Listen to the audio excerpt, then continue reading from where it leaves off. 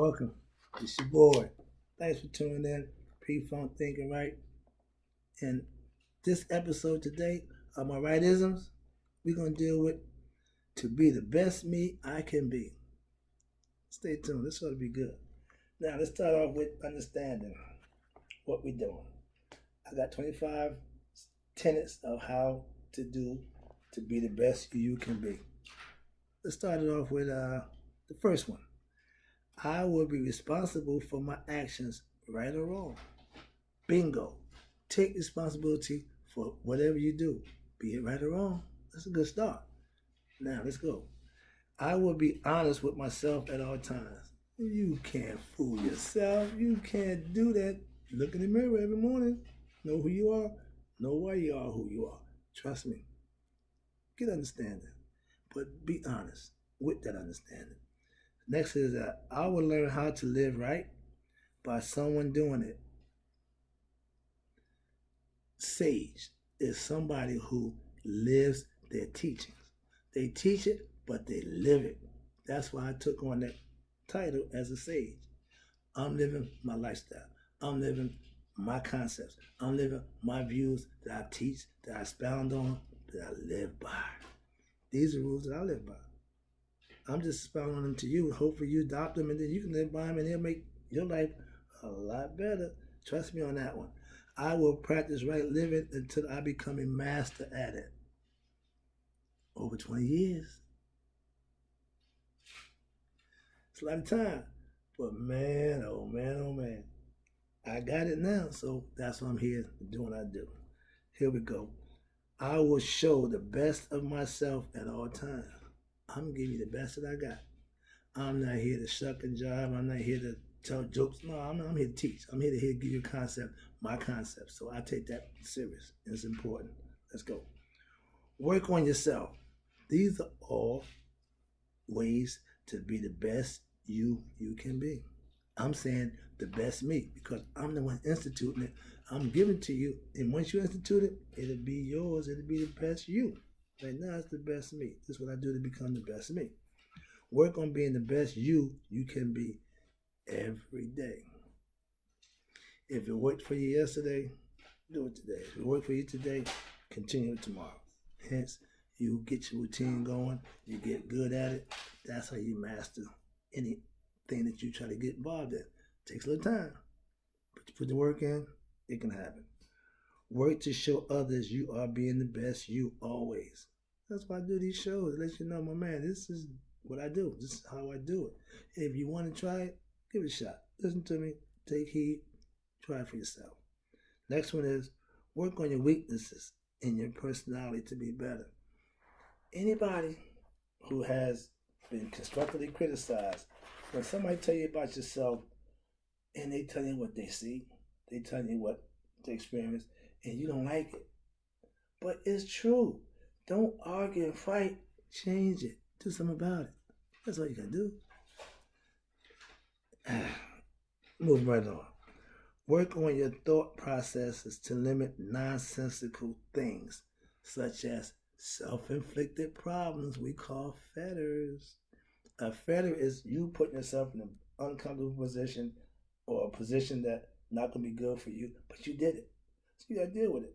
That's a fetter. Self-inflicted nonsensical thing that you cause on yourself because you're not really thinking, doing, or acting in the right manner. That's all. That's what's going to happen to you every time. Work is the key to self-improving yourself. You got to work on it every day. If you got a weakness, you work on that. And your strengths, you got to work on them. They strengths. They are what they are. Weaknesses, what you work on.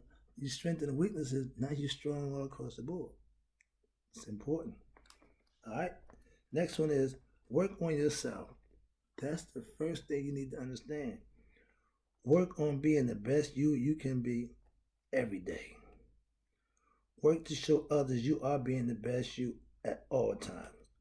Work on those weaknesses of the personality to become a better you. Work on your thought process and limit those fetters, like I told you. The last one is work is the key to self-improving you. You hear that word? Work, work, work, work. It takes effort, energy, motivation. Anything that's good, you got to put forth effort to make it work for you. That's what makes it good. Next one is, what will I get from living right? And you talking about living right? What you going? Listen, shut up. Listen. You will be rewarded for living God's will by who? God Himself. Things will fall in line. Stuff will happen to you. Doors will open that you ain't even knocked on. That's God. Okay? Understand that. Things that are unexplainable, that's God. You have to know doing the right thing is God's will. I do. I believe that. And after putting it to use, I know that. Okay? You will increase in luck or just good things will come your way. I keep telling you, sometimes it works itself out. You will attract only good things to you by living a good, righteous life. You reap what you sow. If you put good out, you're going to get good in return. I've been putting good out for over a year now, and all I've been getting back is good in return. So I'm not going to stop putting good out. That's why I keep doing these shows. I'm still putting good out. I ain't going to stop. It's all good for me. Trust me. Now, where we at? Okay, you're talking only good. You will become a real life role model. The most impressive thing for me personally, when my grandson took a picture with his glasses and the hat turned sideways, I'm looking like my pop. So I call him Mini-Me. That's my grandson, Zay. Okay?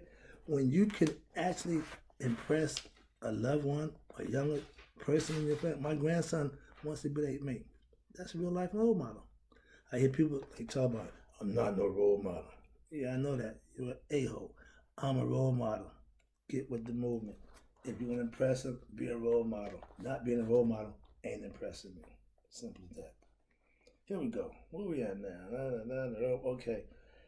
Who will benefit from me living right? You and all those who you come in contact with. Why? Because if you bringing the good, if you doing the good, and you're being right, they gonna notice it. Some of them even try to pick it up. Some might even copy. Some will want to get with the movement. That's why if you doing it right, somebody see it, and somebody want to get with the movement. Hopefully, all my right thinkers will bring on more right thinkers. Bring a friend. All right, here we go. Your relationship will be better if I'm living right.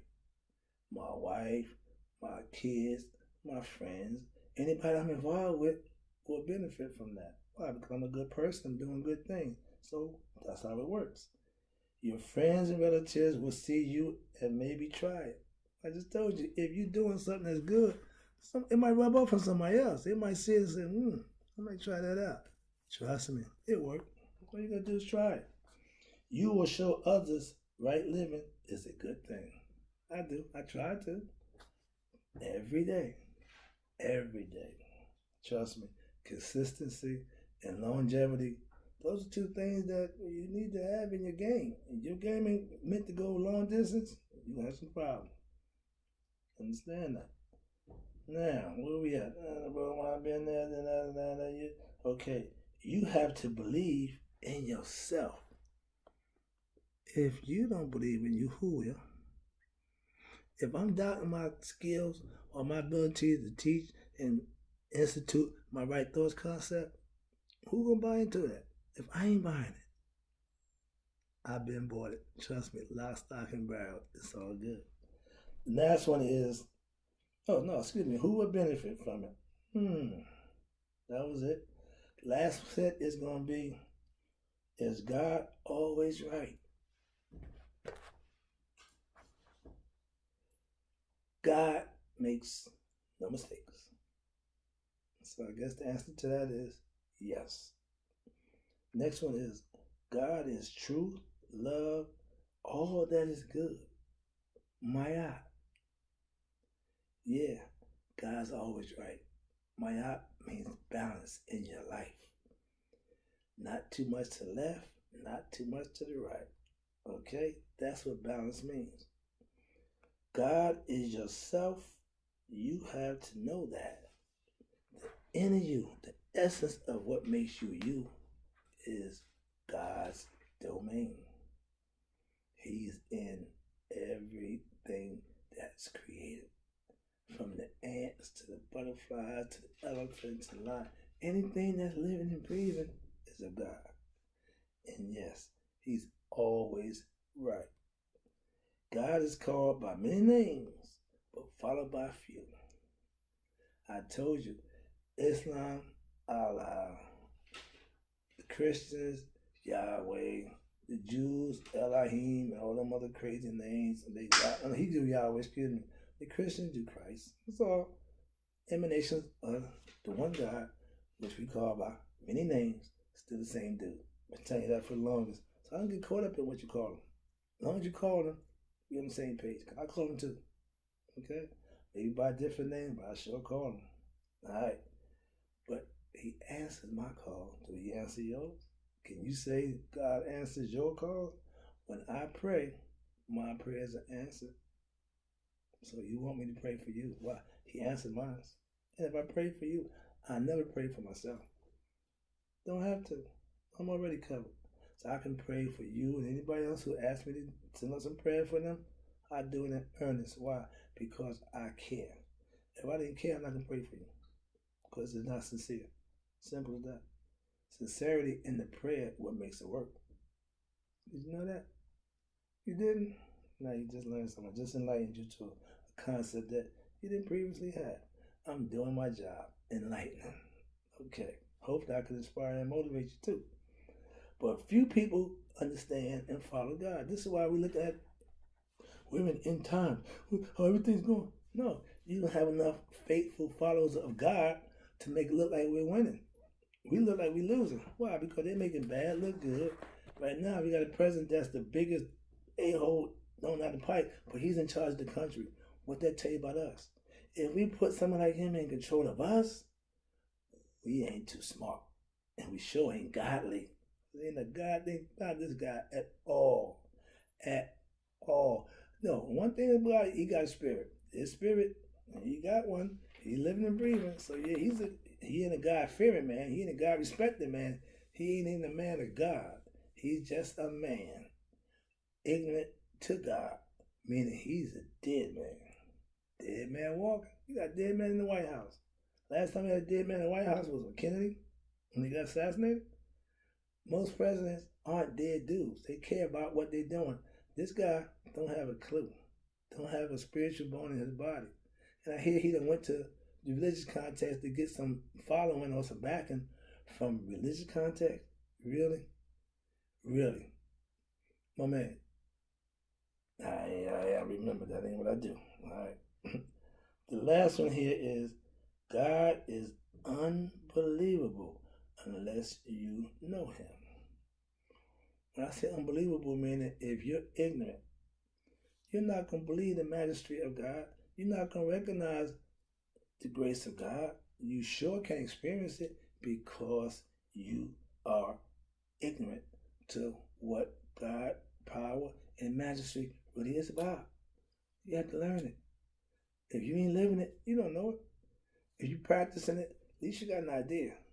But for most of us who don't have a clue, oh, it ain't good for you. Why? Because God will not, and I say again, will not come, be, do, or take part in anything that ain't of his doing. Unjust, unrighteous, unmayat, ignorance, all these qualities and criteria that God don't subscribe to, because unless you're doing what he instituted for mayat, for man to follow, all them other things you're doing, and you wonder why it ain't working for you. You try all these things, you give all this nonsense, and you going here, running there and doing that, ain't none of it working for you. You ain't figured that out yet. If you live righteous, you're not worried about a whole bunch of other stuff. Excuse me. That's because God is in all be all for man to be successful in this human form. The spirit that's inside you won't and don't die. But if you ain't conscious of that power that's within you, you will surely die. And you, oh, I'm not going to get, nope, you're not going nowhere. If you worry about on your deathbed where you're going, you really missed the boat. I can tell you that.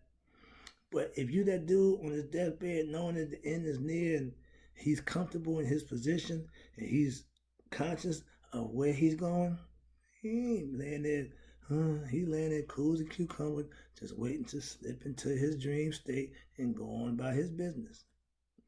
But if you know that death is near and you got them hellhounds tipping at your heel because you've been doing the wrong thing for so long, and all of a sudden now there's no repentance, there's no redoing, there's no do-overs, because death is knocking at the door. You got to answer the door. You can't not know, oh, he coming.